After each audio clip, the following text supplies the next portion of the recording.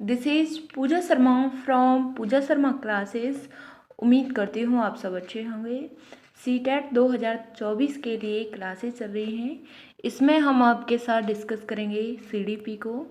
CDP का यह आपका प्रैक्टिस सेट हो जाता है और यह आपका प्रैक्टिस सेट बाल विकास का है, तो आप इसको अच्छे से समझिएगा। तो पेपर में आपका यहीं से आएगा, यानी कि इसी तरीके के आपके क्वेश्चंस बनेंगे, तो आपको अच्छे से इनको समझ करके चलना है।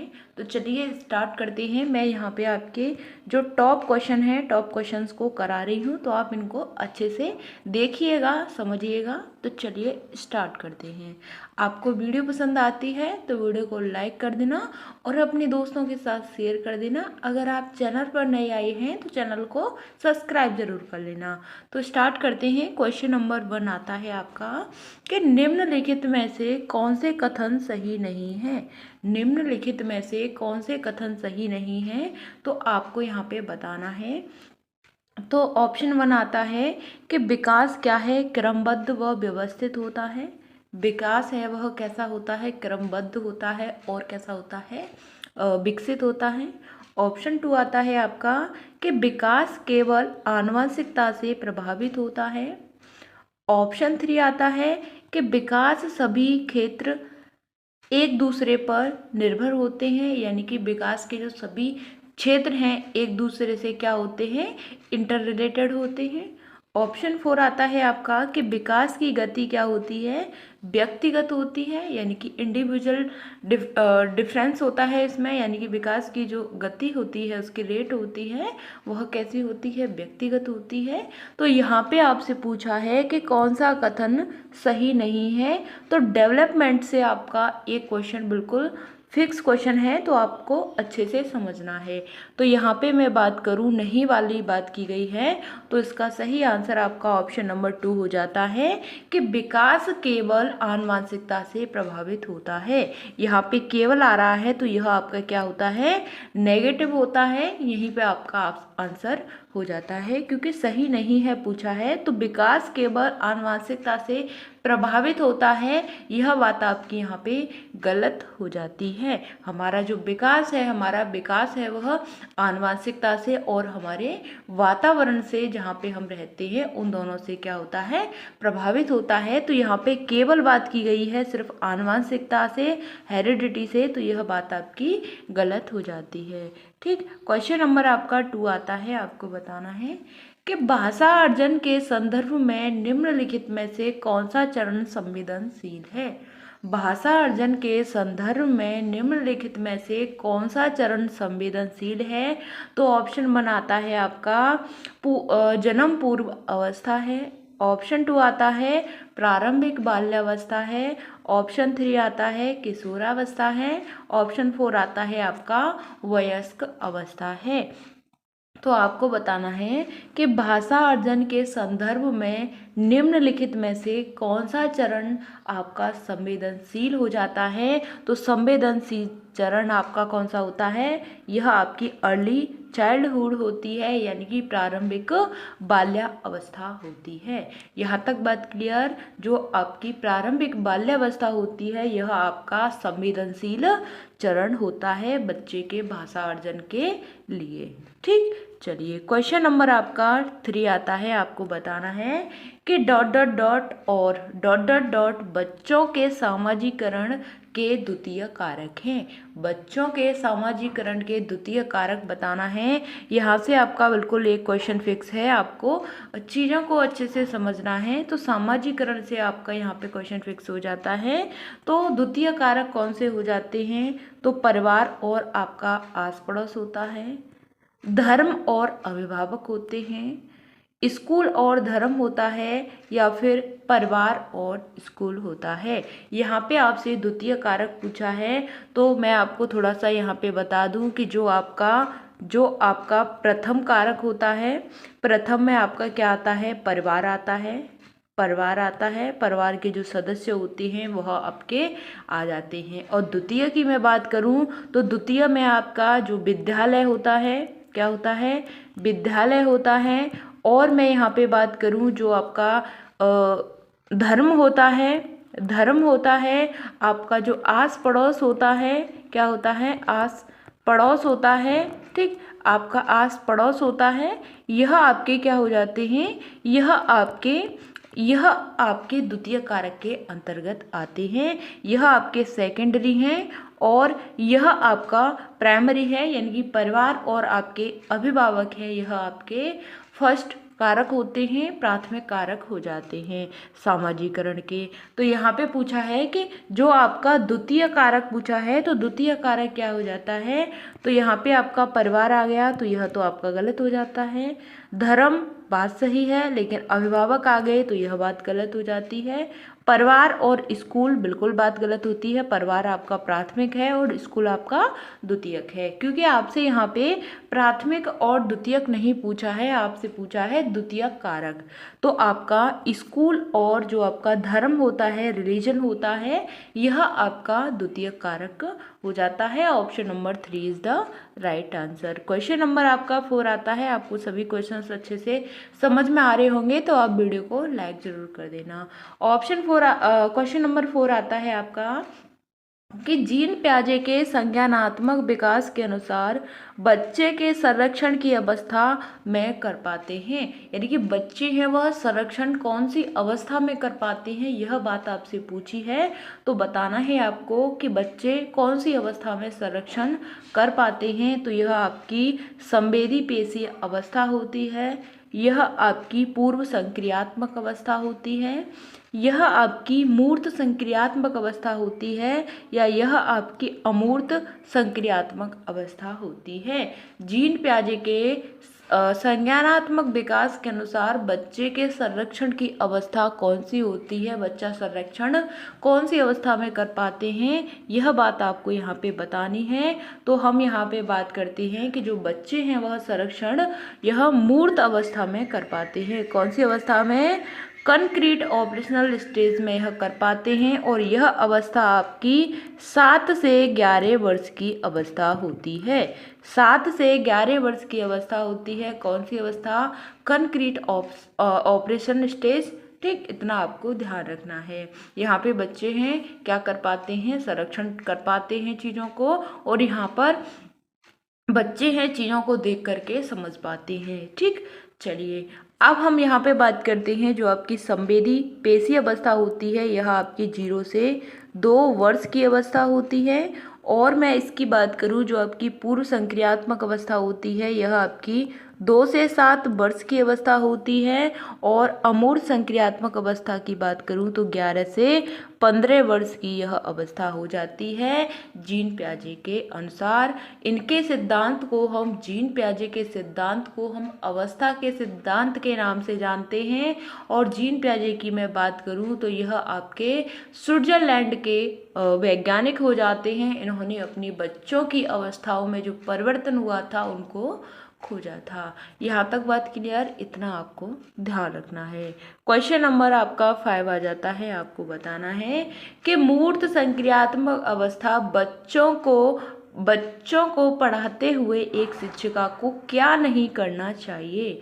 मूर्त संक्रियात्मक अवस्था के बच्चों को पढ़ाते हुए एक शिक्षिका को क्या नहीं करना चाहिए। तो ऑप्शन 1 आता है आपका वर्गीकरण के मौके देना। ऑप्शन 2 आता है ऐसी समस्याएं देना जिनमें अमूर्तता की आवश्यकता हो। ऑप्शन 3 आता है कि क्रमित करने के कार्य देना। ऑप्शन 4 आता है कि मूर्त संसाधन देना।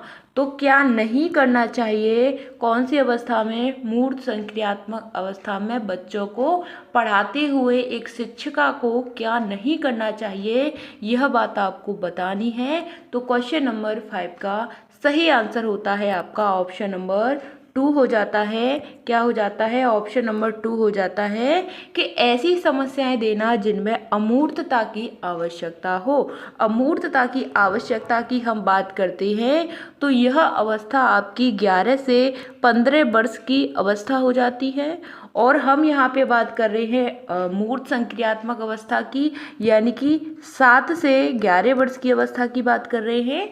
तो हमें क्या नहीं करना चाहिए, यानी एक शिक्षिका को क्या नहीं करना चाहिए, तो ऐसी समस्याएं नहीं देनी चाहिए बच्चे को जिसमें क्या हो, अमूर्तता की आवश्यकता हो। तो क्योंकि बच्चा छोटा है, 7 से 11 वर्ष की अवस्था में है, और आप उसको ऐसी समस्याएं दे रहे हैं, ऐसी प्रॉब्लम्स दे रहे हैं कि वह जो 11 से 15 वर्ष के बच्चों की है, तो ऐसा नहीं करना है एक शिक्षिका को। यहाँ तक बात क्लियर। क्वेश्चन नंबर आपका 6 आता है, आपको बताना है कि 4-5 साल की उम्र के बच्चे 4-5 साल की उम्र के बच्चे हैं, अक्सर अपने आप से बातचीत करते हैं। तो लेव वाइगोत्स्की के अनुसार यह वाक्य क्या कहलाता है?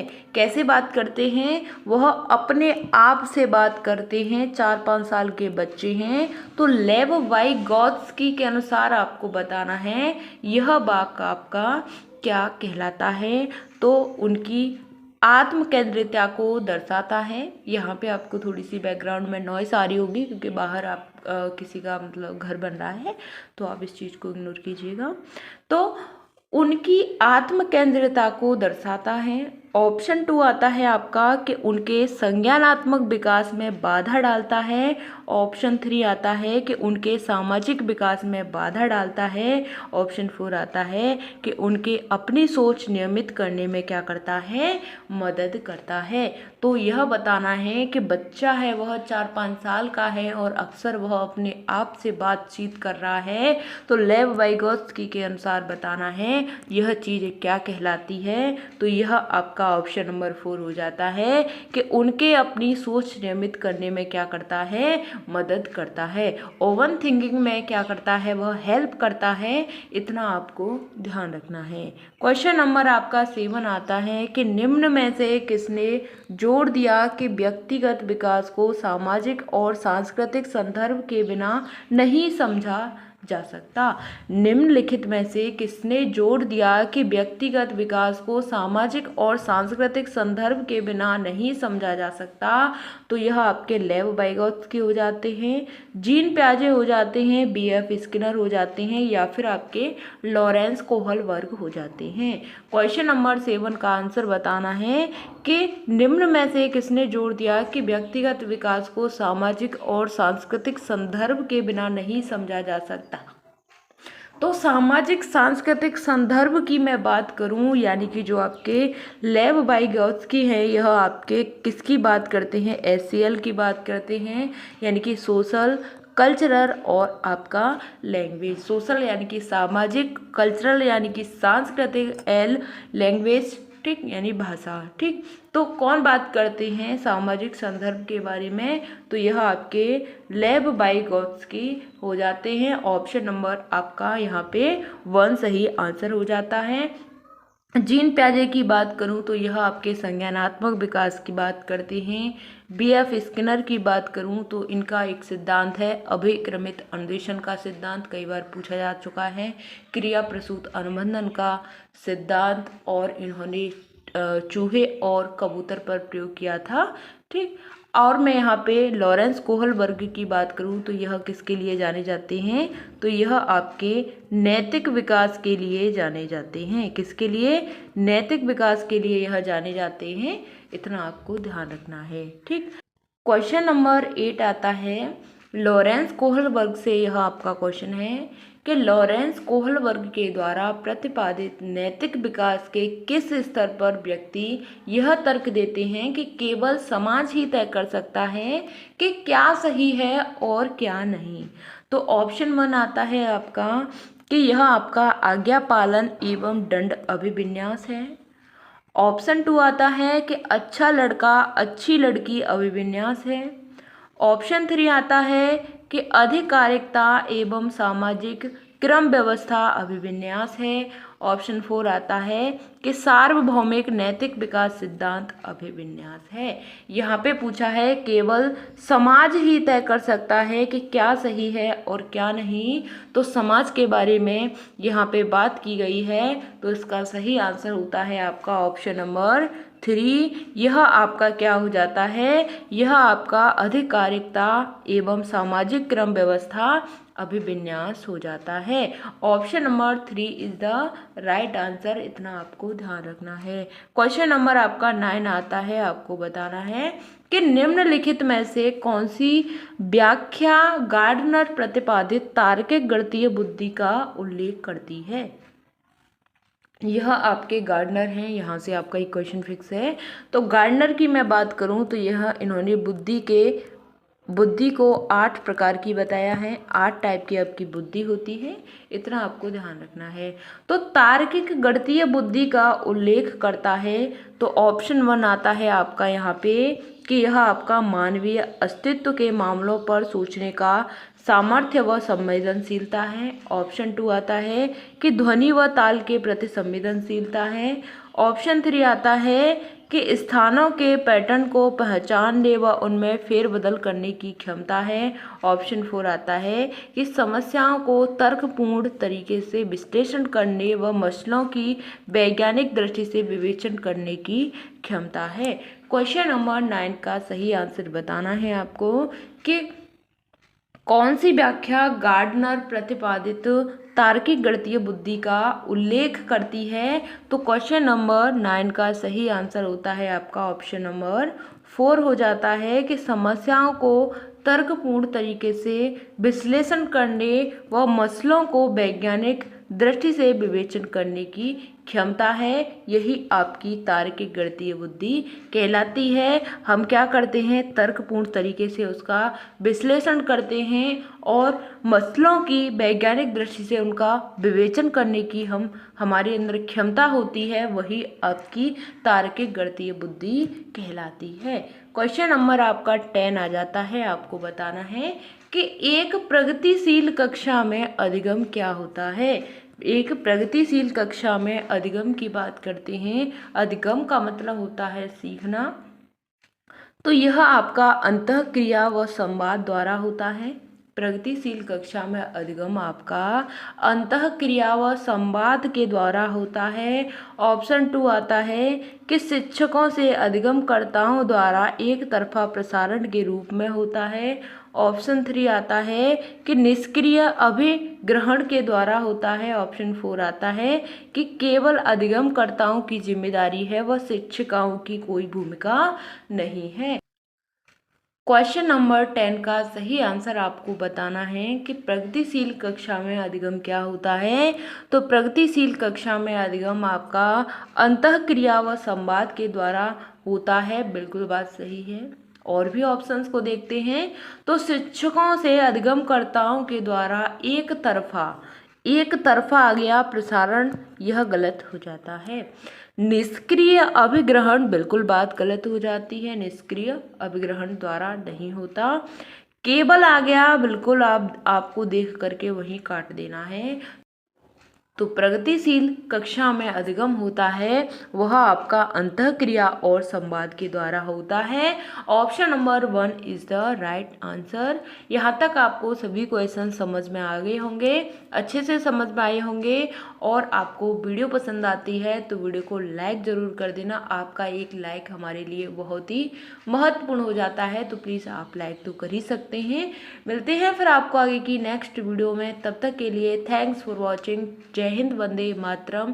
आप चैनल पर नए आए हैं तो चैनल को सब्सक्राइब जरूर कर लेना। मैंने आपको यहाँ पे CTET के जो प्रीवियस ईयर क्वेश्चन पेपर हैं उनको करा दिया है, जो आपके ऑनलाइन वाले एग्ज़ाम में आए थे। मैं उनकी एक प्लेलिस्ट बना दूंगी, तो प्लेलिस्ट में आप यहाँ पर जा कर के देख सकते हैं। तो मैं प्लेलिस्ट वहाँ पे बना दूंगी और लिंक आपको नीचे डिस्क्रिप्शन बॉक्स में दे दूंगी, तो आप वहाँ से इनको देख सकते हैं। आपको सभी प्रीवियस ईयर पेपर्स को लगा लेना है जो आपके ऑनलाइन एग्जाम में आए हुए थे। तो मिलते हैं फिर आपको आगे की नेक्स्ट वीडियो में, तब तक के लिए थैंक्स फॉर वॉचिंग। जय हिंद, वंदे मातरम।